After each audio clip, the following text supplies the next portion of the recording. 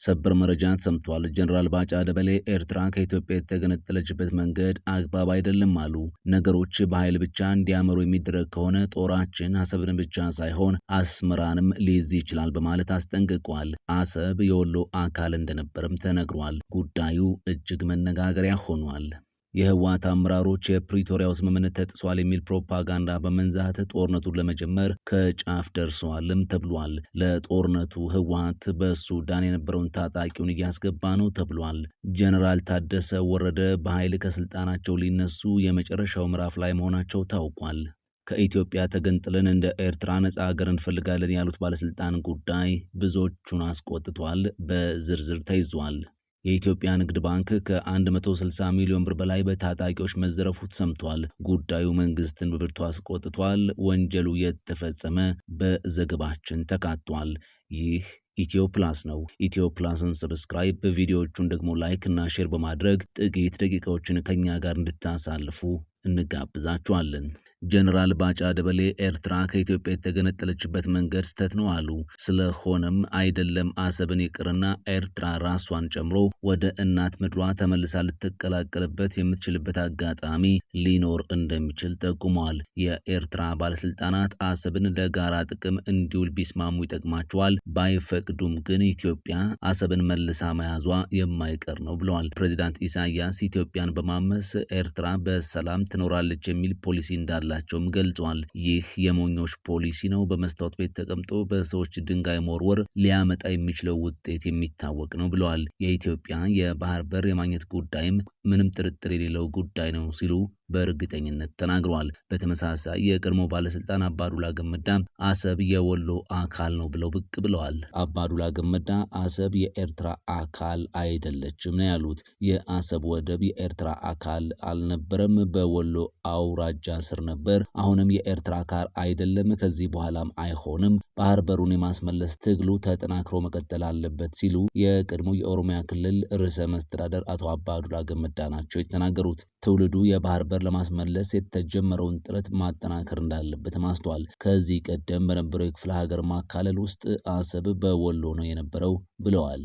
የህወሓት አመራሮች የፕሪቶሪያው ስምምነት ተጥሷል የሚል ፕሮፓጋንዳ በመንዛት ጦርነቱ ለመጀመር ከጫፍ ደርሷል ተባለም። በሀገር ውስጥ ያላቸውን ኃይል ከማሰባሰብ አንስቶ በሱዳን የሚገኘውን የአርሚ 7 ታጣቂዎችንም በኤርትራ በኩል ወደ ኢትዮጵያ እያስገባ እንደሚገኝ የሚጠቁሙ መረጃዎች ተሰራጭተዋል። ህወሓት ታጣቂዎች ምዕራብ ትግራይን እንዲያወድሙም ትዕዛዝ ሰጥቷል። ምዕራብ ትግራይ ማለትም ወልቃይት ሳይመለስ በትግራይ ላይ ምርጫ አይካሄድም የሚል አዲስ የጦርነት መቀስቀሻውን ይዞ ብቅ ያለው የህወሓት ቡድን በምዕራብ ትግራይ ማለትም ወልቃይት በሱዳን ድንበር መዳኒና ሸረሪና ላይ የሚገኘው የአርሚ 7 ታጣቂውን ለጦርነት እንዲዘጋጅ ትዕዛዝ ማስተላለፉን የተሰማው የአርሚው የፖለቲካ ጉዳዮች ኃላፊ ወዲ ፊደልና የ702 ኮር ሎጂስቲክስ ኃላፊ ወልደ ገብርኤልና ሌሎች 6 አመራሮችም በኤርትራ በኩል አድርገው ወደ ትግራይ መግባታቸውም ታውቋል። ታጣቂዎቹም በቀጣዮቹ ቀናት ወደ ሀገር ውስጥ ይገባሉ የተባለ ነው። ወደ ኤርትራ የሚላከው ወርቅ አሁንም እንዳልቆመ የተሰማ ሲሆን እነ ጀነራል ምግበይ ኃይለ በዚህ ተግባር ላይ ተሰማርተው ዘልቀዋልም ተብሏል። ዶክተር ደብረጽዮንም የጀነራል ታደሰን ቦታ ለመረከብ ስለመቃረባቸው ታውቋል። ጀነራል ታደሰ ወረደ በሰላማዊ መንገድ የፕሬዝዳንትነቱን ስፍራ ለደብረጽዮን ገብረ ሚካኤል እንዲያስረክቡ ጥረት እየተደረገ እንደሚገኝ መረጃዎች አመላክተዋል። ይህ የማይሳካ ከሆነ ግን ጉዳዩ ወደ መገዳደል ሊያመራ እንደሚችል ለጉዳዩ ቅርበት ያላቸው አካላት ስጋታቸውን እያነሱ ነው። በ10 ሺዎች የሚቆጠሩ ኤርትራውያን ወጣቶች ጦርነቱ ይነሳል በሚል ፍራቻ ሀገራቸውን ለቀው እየወጡ ነው ተባለም። በየ2 እና 3 ቀን ልዩነት ኤርትራውያን ወጣቶች ሕይወታቸውን ለአደጋ አጋልጠው ከጦርነት ሽሽት ከሀገራቸው እየተሰደዱ እንደሚገኝም ተመላክቷል። ከኢትዮጵያ ተገንጥለን እንደ ኤርትራ ነጻ ሀገር እንፈልጋለን ሲሉ ከፍተኛው የቀድሞ የህወሓት ባለስልጣን ተናገሩ። ከኢትዮጵያ ተገንጥለን እንደ ኤርትራ ነጻ ሀገር እንፈልጋለን ሲሉ የትግራዩ ጀነራል ተናግረዋል። ለዓመታት በአዲስ አበባ ታስረው የነበሩት የቀድሞው የሜቴክ ኃላፊ ጀነራል ክንፈ ዳኘው አነጋጋሪ አስተያየት ሰጥተው ብቅ ብለዋል። የትግራይ ህዝብ 2 ምርጫዎች አሉት። ከኢትዮጵያ ጋር ባርነት ወይስ እንደ ኤርትራ ነጻነት ሲሉ ተደምጧል። ጀኔራል ክንፈ ዳኘው የትግራይ ህዝብ ከኢትዮጵያ ይልቅ ከኤርትራ ነጻነት እንደሚያገኝ አዲስ በሰጡት ቃለ ምልልስ ተናግሯል። ጀኔራሉ በረኸ ከተሰኘ የዩቲዩብ ሚዲያ ጋር ባደረጉት ቃለ ምልልስ የትግራይ ህዝብ ሁለት ምርጫዎች አሉት፣ ከኢትዮጵያ ጋር ባርነት ወይንስ ልክ እንደ ኤርትራ ነጻነት ሲሉ ተደምጧል። ከእስር ከተፈቱ በኋላ አልፎ አልፎ አነጋጋሪ ሀሳቦችን በመሰንዘር የሚታወቁት ጀኔራል ክንፈ ዳኘው ትግራይ ነጻ ሀገር መሆን አለባት የሚለውን አቋማቸውን ዛሬም ደግመውታል። እንደ ጀኔራሉ እምነት ትግራይ የኢትዮጵያ አካል ሆኖ መቀጠል የሚበጃት ስላልሆነ በአነስተኛ መስዋዕትነት ሀገር መሆን አለባት ብለዋል። በአሁኑ ወቅት ወደ ቅድመ ጦርነት ሁኔታ እየተመለሰች ያለችው ትግራይ በኢትዮጵያ መንግስት ቁጥጥር ስር መግባት እንደሌለባትም ጀኔራሉ ተናግሯል። በትግራይና በኢትዮጵያ መካከል ያለው ብቸኛ የግንኙነት መስመር የፕሪቶሪያ ስምምነት ነው ብለዋል። ከዚህ ውጪ ምንም አይነት ማሰሪያ የለም ብለዋል።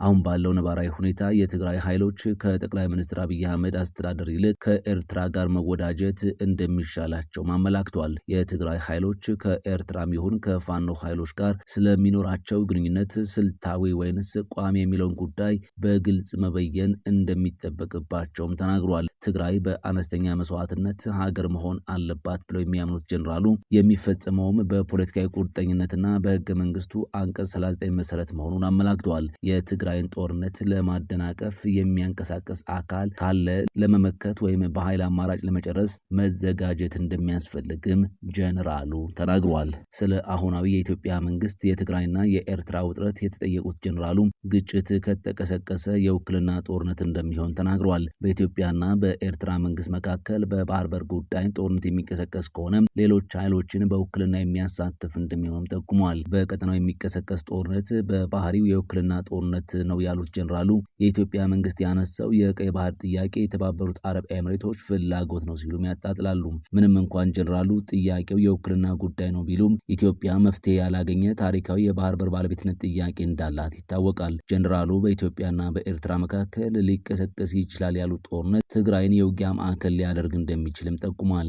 ትግራይ የኤርትራና ኢትዮጵያ የውክልና ጦር ሜዳ እንዳትሆን ከወዲሁ ስልታዊ ዝግጅት ማድረግ እንደሚገባ ተናግሯል። ሁሉም ፖለቲካ ኃይሎች ትግራይን ወደ ሀገርነት ለማሸጋገር በጋራ መቆም እንዳለባቸው ተናግሯል። የትግራይ ፖለቲካ ኃይሎች ጌታቸው ረዳን ጨምሮ በህዝብ ፍላጎት ላይ የተመሰረተ ነው ያሉትን የመገንጠል አጀንዳ እንደሚያቀነቅኑ ይታወቃል ሲሉም ጀኔራሉ አክለዋል። ሳውዲ አረቢያ በአፍሪካ ቀንድ ሰላምና መረጋጋትን ለማስፈር ሚናዋን መወጣት ይኖርባታል ሲሉ ፕሬዚዳንት ኢሳያስ አፈወርቂ ጠየቁ።